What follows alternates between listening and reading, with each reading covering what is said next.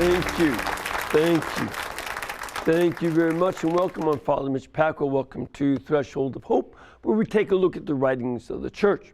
Before we get to that, I want to mention that today is the feast of St. Louis IX of France. He was born in 1214, and his whole life he was very, very committed to his relationship with Christ and his Catholic faith.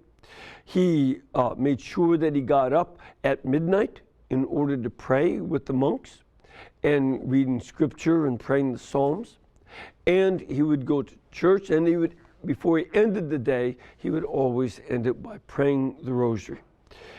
St. Louis also was very well known for bringing justice to the people of his kingdom. And then later on, he, like many others, the Pope called for a crusade to try and bring back a number of the countries that had been occupied by the Muslims, bring them back to Christian hands and stop the persecution of the Christians. He went twice, and in the second time on the coast of North Africa, he died of plague in 1270.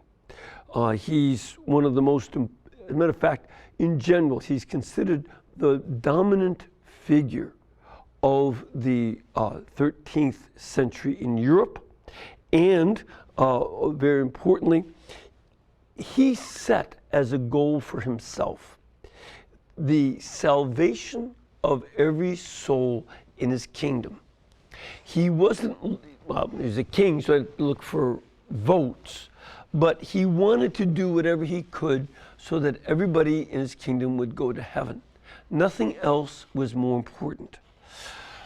This is something to keep in mind when we have a lot of politicians who will say anything to let you commit any sin you want, just so long as you vote for them.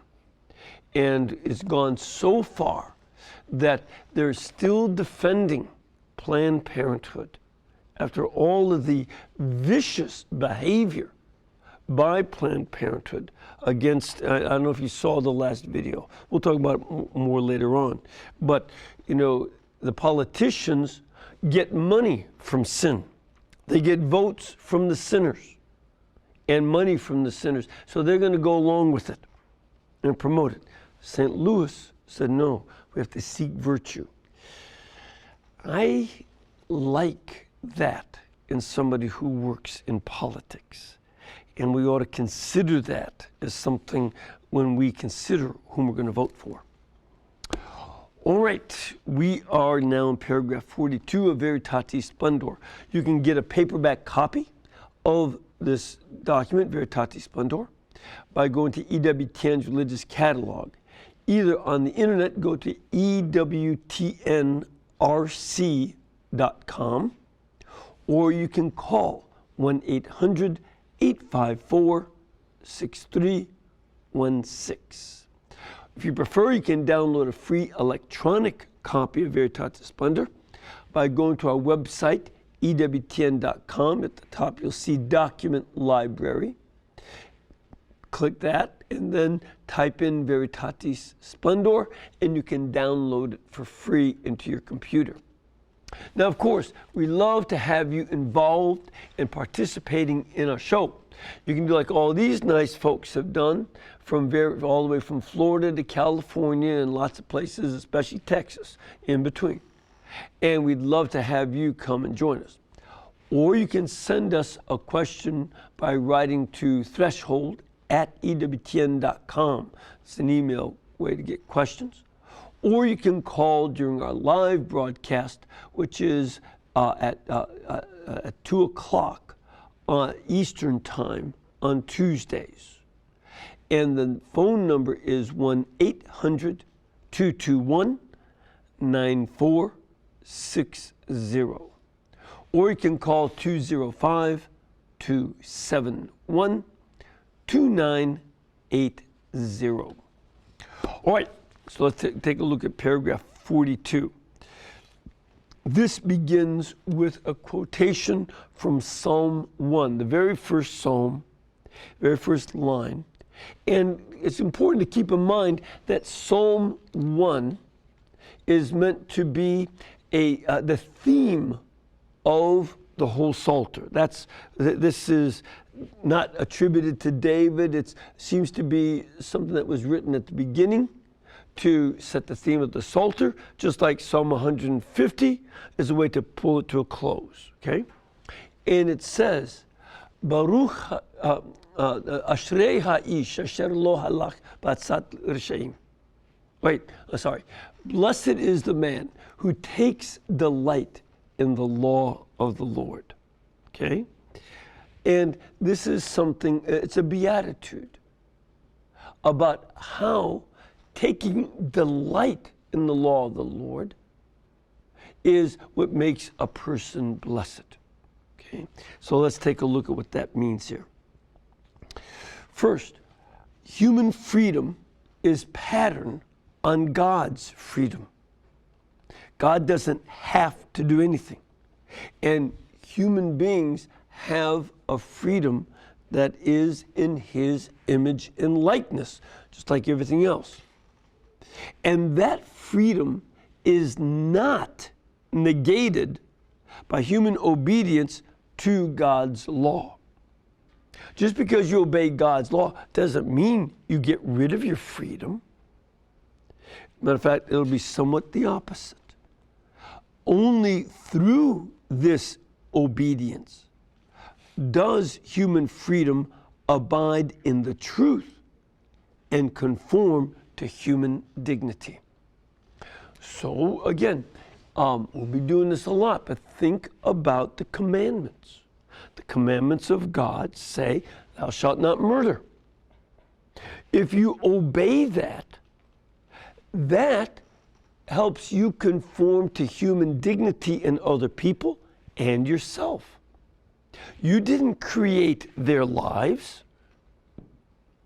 You don't have a right to take their lives. It's not in your authority. And so, yes, you're obeying a law, but if you are one of those blessed people who take delight, this is wonderful that God gave these other people life, and I will respect the life God gave them. That's where we're called to real human dignity. That's what we see in the Council Gaudium et Spes, the Constitution on the Church in the Modern World, paragraph 17. It says, man's dignity demands that he act according to a knowing and free choice that is personally motivated and prompted from within, so that this choice to do God's will should come from inside of you. It's not the state can punish you if you break it, but it should come from inside. Not under blind internal impulse, the way an animal's instincts are, nor by mere external pressure. We will shoot you if you shoot somebody, okay? That's not enough. Man achieves such dignity when, emancipating himself from all captivity to passion, he pursues his goal in a spontaneous choice of what is good, and procures for himself, through effective and skillful action, apt helps to that end. Now, think about this, that we should not be submissive to our feelings or passions. Look what happens when that goes on. How many people act out of passion? To go kill themselves. And then how often do we hear that somebody who, before he kills himself, he goes and kills his family? That is an act of crazy passion. Does that help your dignity? All it does is make it worse for you when you stand before the judgment of God. And following your passions, look at what we're seeing. You had in my opinion, an extraordinarily stupid website. Ashley, what's her name? And Ashley Madison. Advertising on the internet how to commit adultery. And 33 or 31 million people now have their names, social security numbers, their internet addresses, and their credit card information that they were given to this, all that is out. If Ashley Madison had even just simply shut down, wouldn't have gone. They couldn't. No. We are committed to helping people commit mortal sin that is an attack on the dignity of their marriage. We will help them commit adultery, insult their spouse, and shame themselves now in front of the whole world. That's another example of following your passion. And it does tremendous harm. I don't, the reports that some people committed suicide. I haven't seen those confirmed by the police. But if that's true, then following the one passion led to another passion of committing suicide. This is not good. Oh, but I've got to be true to my feelings. No, you don't. What you must be true to is the good. Your feelings sometimes are good, sometimes they're not. Sometimes your feelings are really dumb. As now, people who went to Ashley Madison have been learning. That passion was horrendous on so many levels. And I saw some of the people begging, don't reveal this because I will be killed. It was somebody who had gone for same-sex attraction, and he lives in Saudi Arabia and had to escape his country because they'll kill him there. They execute you for that. And now his name is on the internet. So, this is, we look not for gratifying passions, but for being good, pursuing the good. That's where our will comes in. And God's law orients us towards that good as He defines it, rather than somebody on the internet. And by the way, if you're afraid of being found out on the internet, what are you going to do before the judgment seat of God? Inquiring minds want to know. Now, God is the one who, as Jesus said, alone is good. God is the one who is good. And we are on a journey towards God and therefore towards His goodness. Therefore, man must freely do good and avoid evil. There are lots of opportunities. It's, sometimes the devil tempts us to do evil. In the case of the internet, there are lots. Ashley Madison is just one place. But look at all the billions of dollars spent on pornography every year. And that is another way that the world tries to sway you. But also you've got your own inclinations to do what is evil. Sometimes we don't need the world or the devil. We do fine on our own. So to accomplish this, to seek the good and to avoid evil, humans must be able to distinguish good from evil. Because I can hear some people out on TV saying, oh, who are you to judge Ashley Madison? I'll tell you who I am. I'm somebody who reads the 10 Commandments, thou shalt not commit adultery. That's who I am. Is this my personal preference? Is it my personal opinion? No. It's God's commandment. And that's why I'm to say that this is an evil to promote adultery and the destruction of families. So, and all of us, because one of the few verses a lot of secular people cite is, oh, judge not. No, it's I can't judge whether somebody is going to hell or is there. I don't know that. That kind of judgment is a management issue. God is management.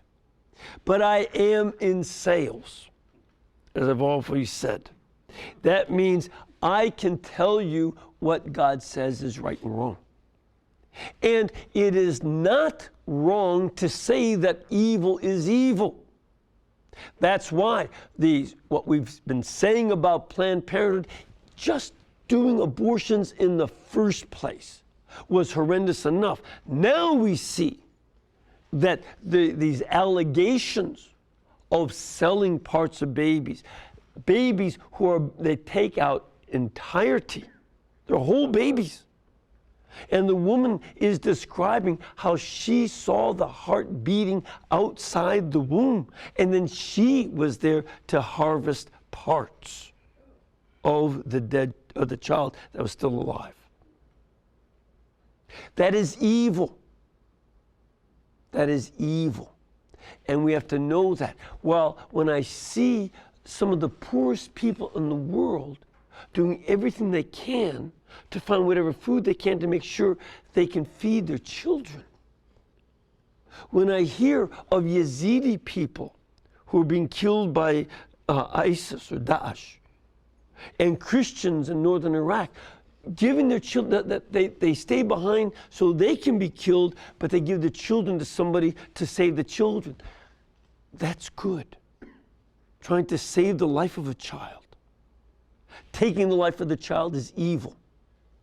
And Mr. Reid, the senator, who's now the head of his party, when he says those who oppose financing this with federal funds have lost their moral compass, I want to see who sold him the compass that is having its direction go in circles, because that's what he's got. That is evil. So this takes place we can do this using natural reason.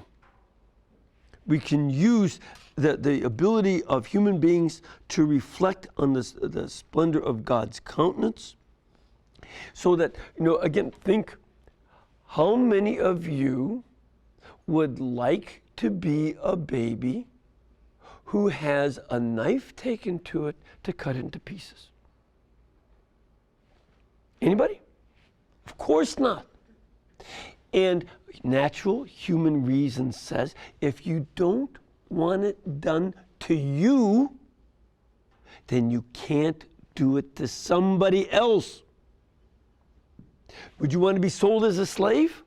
Then you can't sell slaves. That was the argument of St. John Chrysostom, Pope Eugene, and the others who opposed slavery in the church and helped us get it stamped out.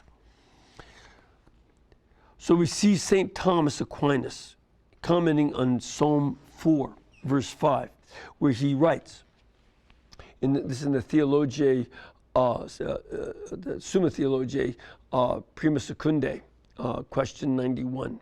It says, hence the psalmist, after saying, from Psalm 4, offer up the sacrifice of justice, as though someone asked what the works of justice are. He adds, many say, who shows us good things? In answer to which question he says, the light of your countenance, O Lord, is signed upon us. God's face is reflected in us. We're to be like mirrors that reflect God's face and his light, thus implying that the light of natural reason, whereby we discern what is good and what is evil, which is a function of the natural law, is nothing else than an imprint on us of the divine light. We can reason these things through because of what God has given us. So it becomes clear why this law is called natural law. Natural law gets its name not because it refers to the nature of irrational beings, So it's not about the animals. The animals don't follow natural law. They follow their instincts. I was talking to a man yesterday about a guy who had gone to study grizzly bears. And he was studying them and living among them and being nice to them and all that. But then one of them ate him, killed him and ate him. Do you think the bear felt badly? Oh, this was my friend. No. This is not a bear. It's not a bear that is my offspring. It's not a bear that I want to mate with. I don't want to breed this bear. Something else, so I'll kill it and eat it. That bear don't think much else. Is it going to kill me or am I going to kill it? Will it eat me or will I eat it? Bears don't think much beyond that. It's their instincts. And he felt no guilt. None. Just eating it the way a dog eats food out of a can or whatever. You know, that's their instincts. We, on the other hand, have the light of reason.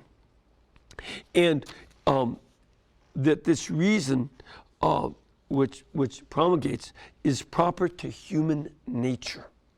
This is part of our human nature to think, and makes us distinct from the animals. And again, I love the animals. The animals are so wonderful. You learn so much from them, but you learn so much more from fellow human beings if they are wise and you seek wisdom.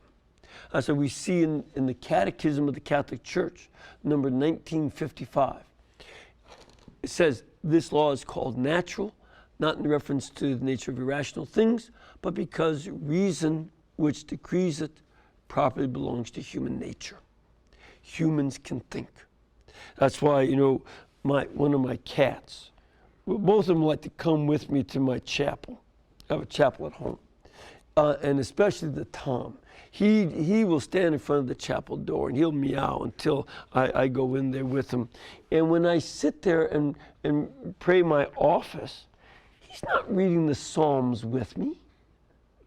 He's scratching his ear on the zipper of the binder that holds my office book. And he likes it because it's quiet, and I scratch. When that's not enough, I scratch his ear. But that's all he wants. He's following his instinct and nothing more.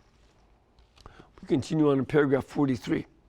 The Second Vatican Council points out that the supreme rule of life, and by this is in Dignitatis Humanae, paragraph 3, the supreme rule of human life is the divine law eternal, objective and universal, whereby God orders, directs, and governs the entire universe and all the ways of the human community by a plan conceived in wisdom and love.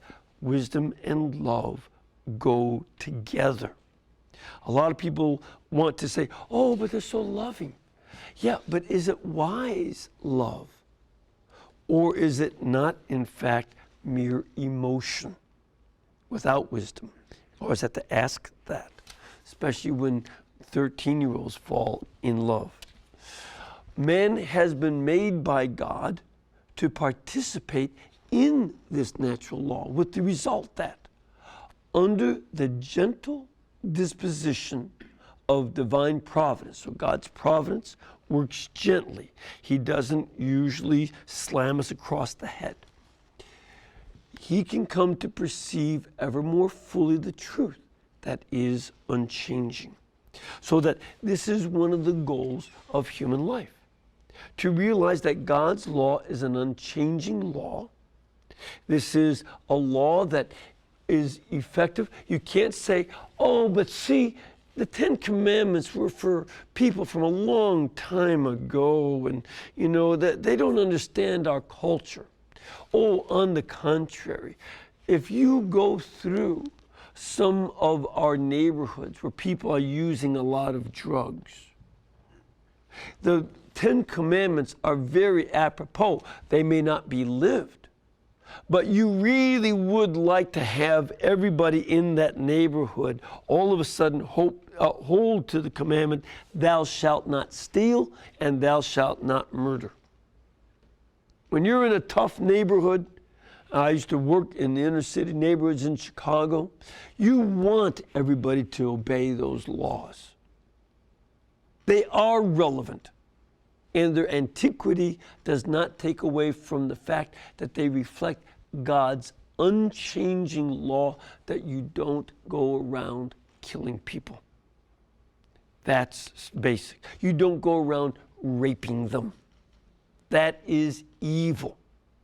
No matter what somebody from ISIS, what prayers he might say before he rapes somebody or afterwards, it is an evil act for which he will have to answer to God. No two ways around that. And this is, because again, you can apply it to him. Would he like to be raped? I assume not. And if he wouldn't like to be raped, he should know that he has no right to rape anybody else. And if you don't want to be murdered, you don't have a right to murder. You don't want to be robbed, you don't have a right to steal. These are eternal, unchanging laws. And this is what we're going to use as the basis for thinking about right and wrong in a culture that says, oh, I don't know, it's all relative. Look, if somebody comes up to you with a gun, this has happened to me a few times when I worked with street gangs. If somebody comes up to you with a gun, you're not going to say, oh, well, I understand that you have your morals and I have mine. No, you're going to plead for your life. You're going to ask him not to kill you. And that would be good sense. I'm not criticizing you for doing it. I'm just criticizing people who make themselves into relativistic dopes with everything else and at other times. And we don't want to make ourselves to that kind of fool.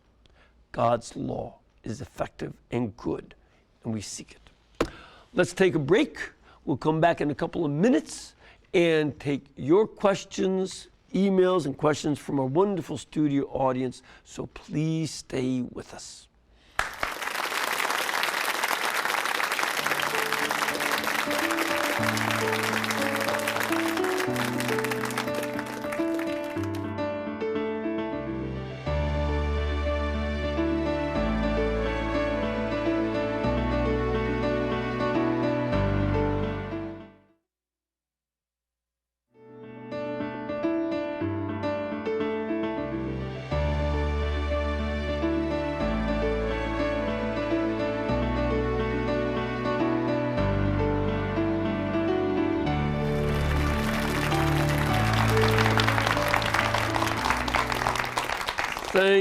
Thank you.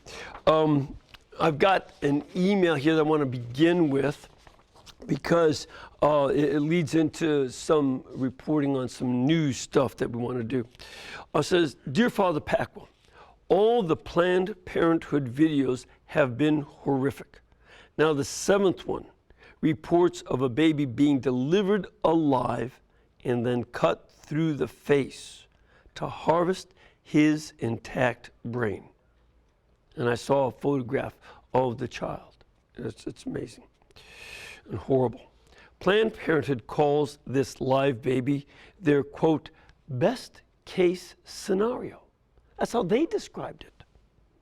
Since the baby's organs are untainted by poison from the abortion. And that way they can garner a higher price by delivering a live baby and then killing it after it's out of the womb, which again, even by the standards of Roe versus Wade, that is murder. Because by Roe versus Wade, if it's outside the womb, it's a person. But at any rate, how do we as Catholics relate to these horrific acts of evil? I have sent emails and the video link to friends and our senators, as well as called them, and we are praying a rosary novena, and we attended the protest Planned Parenthood events this past Saturday, but it doesn't seem to be enough. Anita in Oregon. Well, Anita, one of the things I do want to mention is that you, like many other people, took the chance this past Saturday to attend a protest Planned Parenthood rally near you. It's estimated that over 70,000 people showed up, and they haven't finished counting everybody yet. They think it may go close to 75,000 people in peaceful protest in more than 350 sites across the United States and in 6 foreign countries around the world. The Planned Parenthood Clinic here in Birmingham saw 400 people show up on Saturday, along with Bishop Emeritus David Foley of the Diocese of Birmingham, participated along with other local clergy. Remember, you can still go to protestpp.com to learn more and use the hashtags protestpp and PP sells baby parts to get the word out on social media. Because Anita, over in Oregon, I saw on Saturday still that 80% of Americans don't know about these videos. They don't even know about them. The major news networks have not been covering them. As a matter of fact, the week that the lion was killed in Zimbabwe, by the way, there were 200 other lions killed in Zimbabwe. They didn't report on them, and they spent 30 minutes of reporting on the lion in 2 days, but they had spent 11 minutes reporting over 2 weeks about the Planned Parenthood. Why? Because a lion with a name is of a higher value, and more importantly, in my opinion, it was a distraction from babies without names who were being cut in pieces. And they're still not reporting it. So that one of the things that you might want to do is contact some of the people who are advertisers and all of these news people.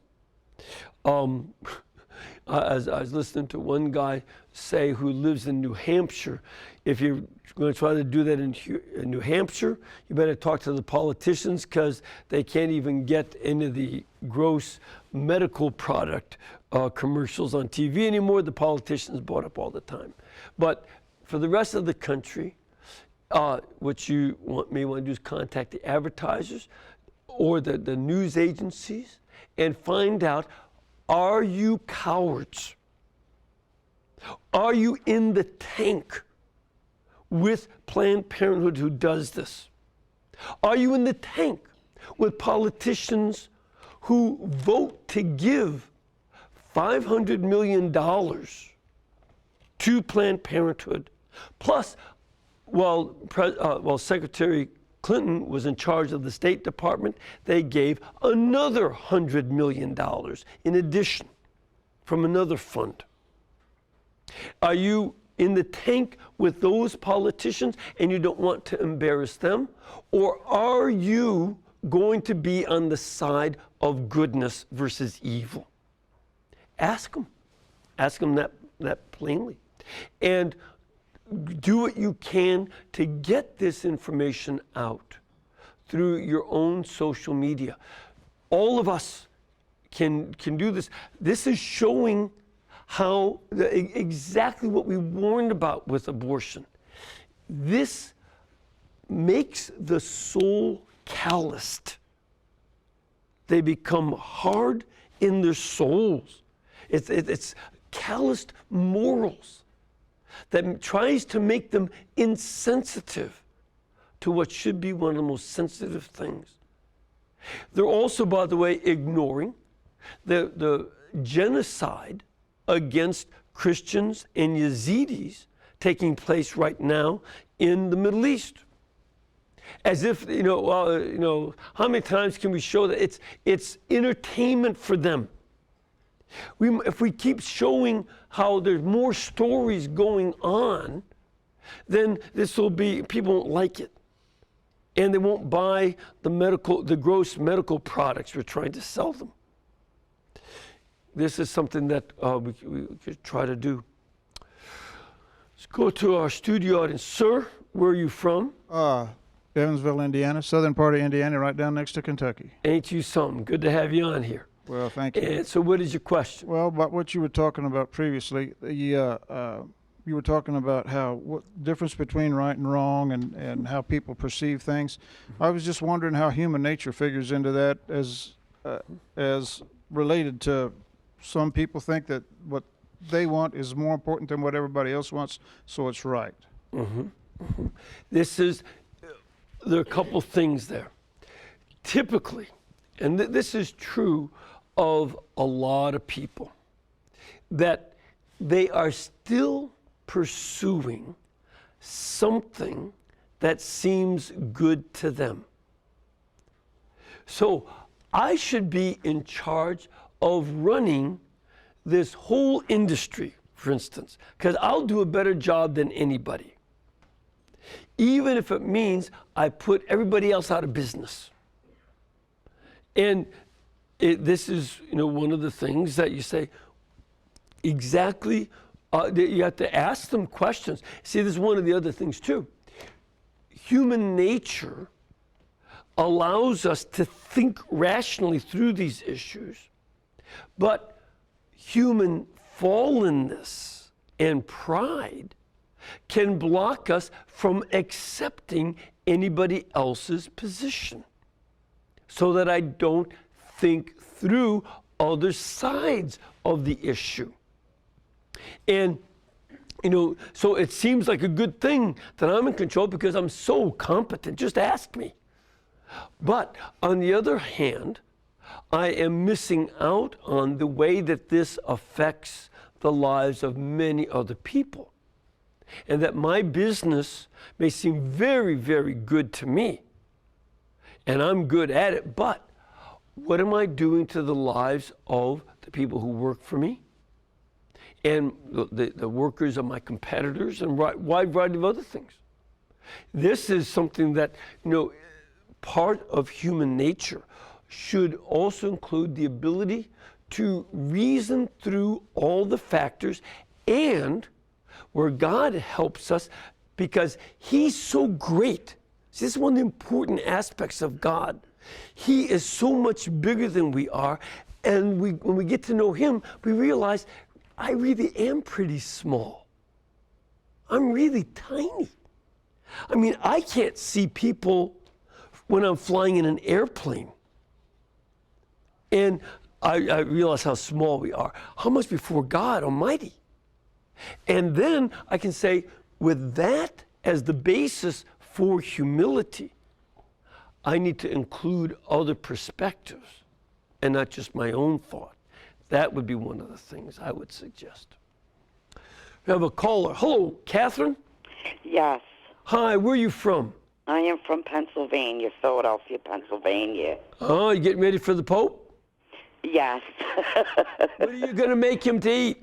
I probably won't be there, Father. It's going to be jammed up. I'll be at home. Okay. So what can we do for you today until he gets there? Father, I've tried to be a good practicing Catholic, and I do watch your program, but for the past 7 or 8 months, I've become very dry. Mm-hmm. And I had a chemotherapy treatment for my bones. They're really breakable and bad, and it was before that. And every day I said a rosary at 7:30 with you, at 11:30 with the nuns, and then all of a sudden I just can't pray. I can't go to Mass. I don't know if it's a laziness or is there a saint I can relate to. Is there something I can do about it? What do I do about this? Is it a sin? Am I sinful? No. I just feel so dry. Yeah. All right, a couple things. There are a number of things to pay attention to. First of all, chemotherapy is very difficult to go through. That's hard. And it doesn't only attack the cancer cells or the other cells that it's going after, it harms healthy cells. And it has major impacts on what's going on emotionally and sometimes on ability to remember and other things in the brain. It goes to your whole system.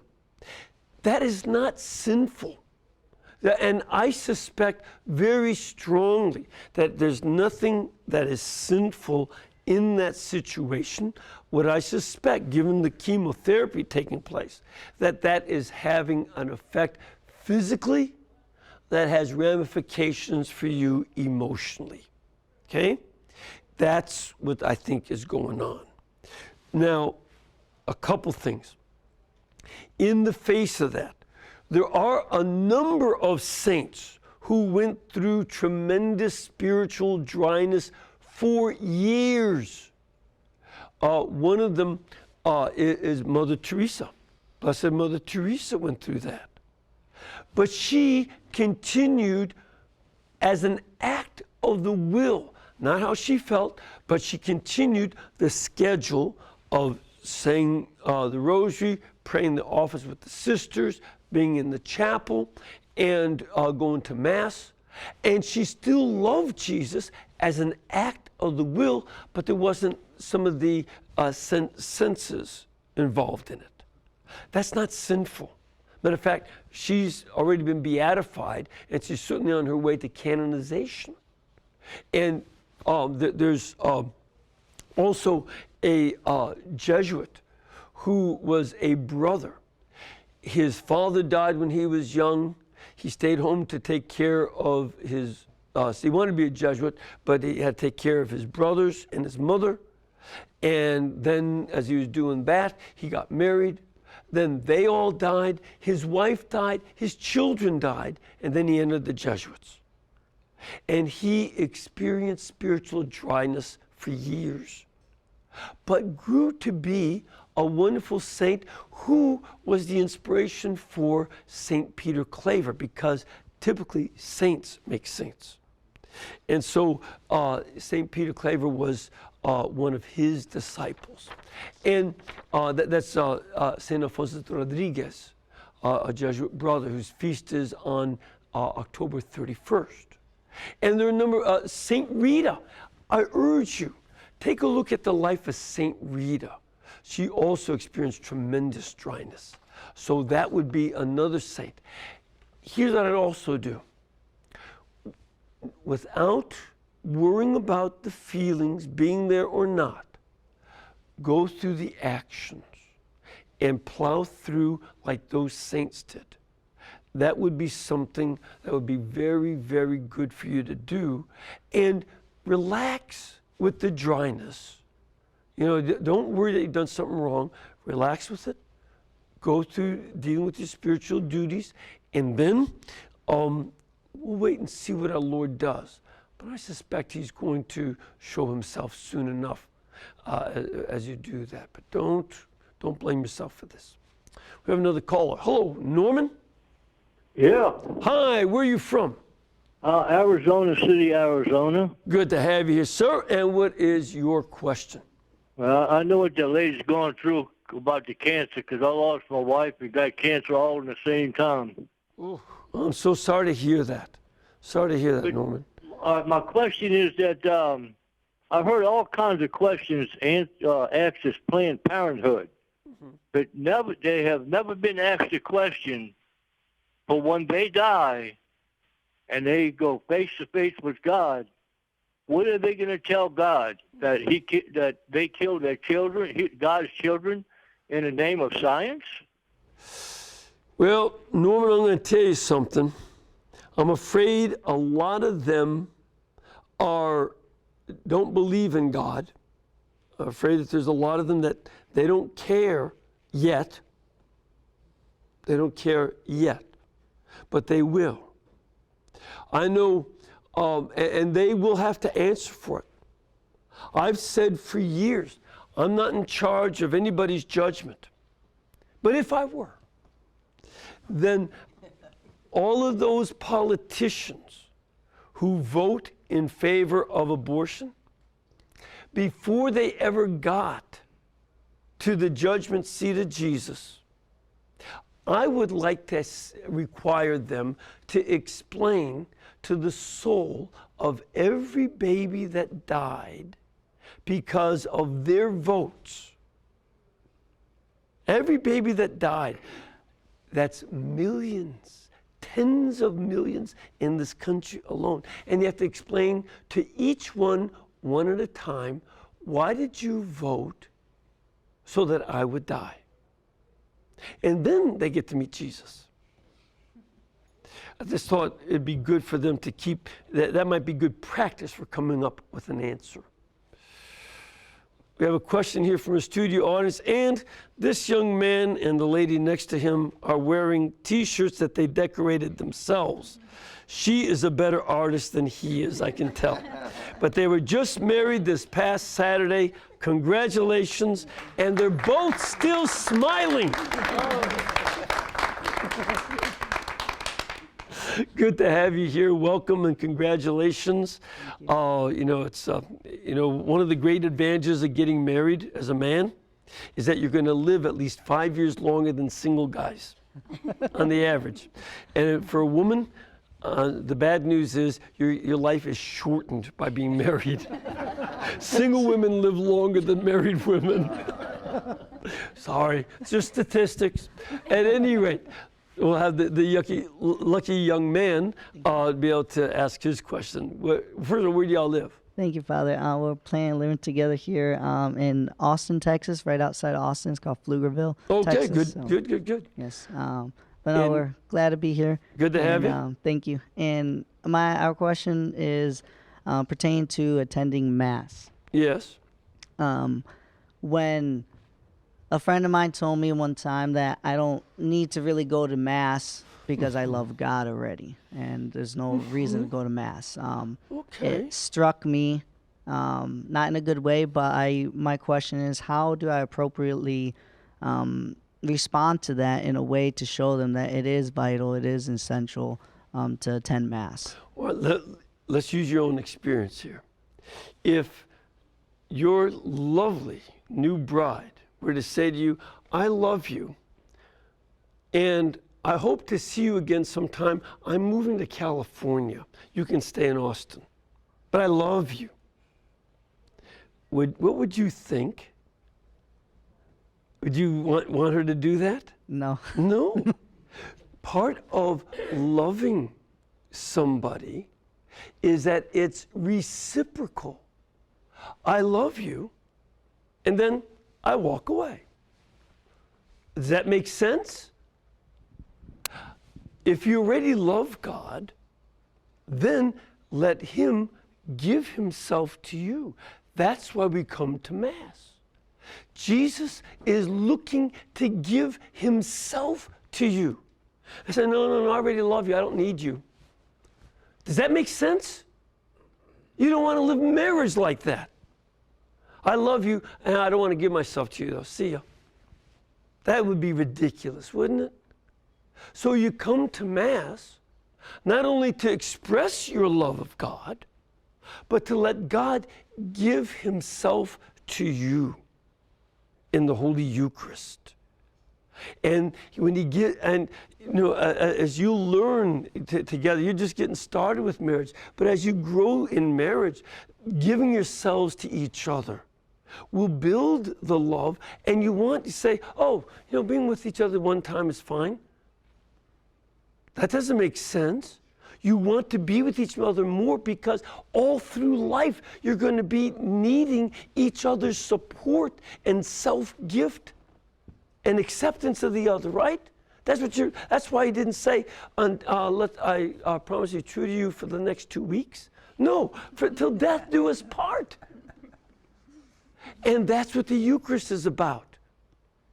When we take our vows in baptism, we want to let Jesus give Himself back to us till death do us get to meet Him face to face.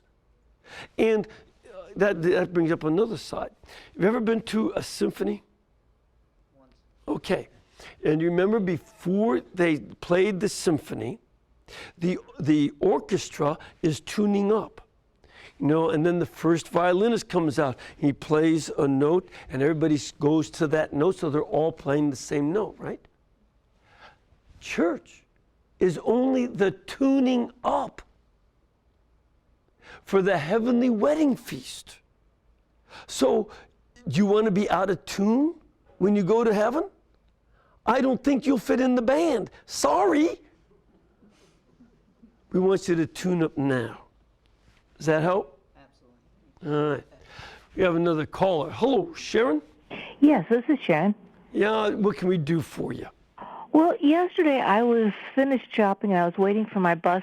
I got to talking to a couple of people that I just met there. They were total strangers. I would guesstimate that they were in their 80s or close to it. And we got to talking. They said that they couldn't get married. They were just living together, but they couldn't get married because the state of Minnesota said that they would be losing their health benefits and their living benefits, getting housing. Can the state really tell people that they have to live in sin? I just threw an idea out at them. I told them, well, rather than going out and getting the license from the state and then getting married, why not just go to your priest or minister and have him marry you? Yep. Sharon, you are a very wise woman. You perceived what the state does.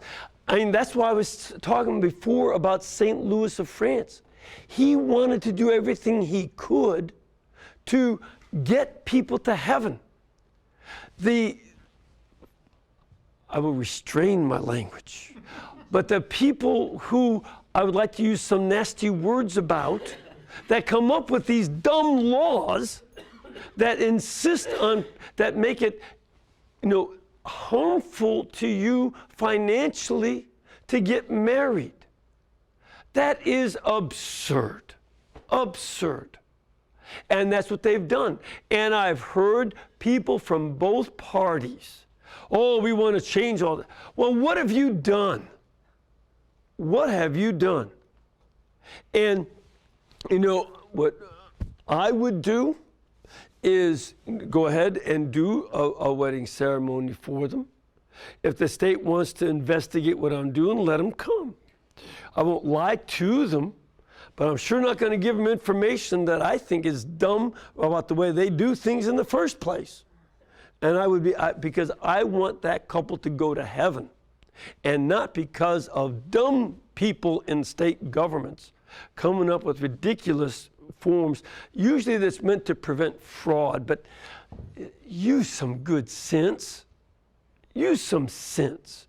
This is, I think of this when I look at the way the government tries to help other countries. What did the president do when he came into office in 2008? He signed executive orders saying, yeah, we'll give your poor countries money and help so long as you let us teach your women how to have abortions and use birth control. It's the same mentality. We'll help you so long as you don't do this. No, we want to help people get to heaven. And I would do a private ceremony. And if the state doesn't like it, that's too bad.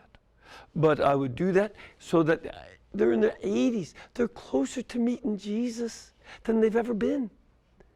And this is something I want to get them ready for that. So that's what I would do at this point. Also, I'll just go real quickly in Revelation 20, who are the beast and the false prophet? We don't know. We don't know who the beast and the false prophet are. Probably the Roman emperors at the time, but we just don't know who they are for sure. All right, we have run out of time. Let me give you a blessing. Almighty God bless you and keep you and cause His face to shine upon you, the Father, the Son, and the Holy Spirit. Amen.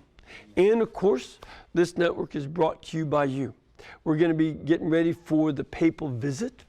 And as that comes up, there'll be a lot of extra expense, but we want to get the whole thing to you. And so please keep us in between your gas bill, your electric bill, and your cable bill. Because not only are we going to have our regular bill collectors, we're going to be getting bill collectors in Philadelphia, Washington, and New York. And those guys are tough. So please help us up. Thank you.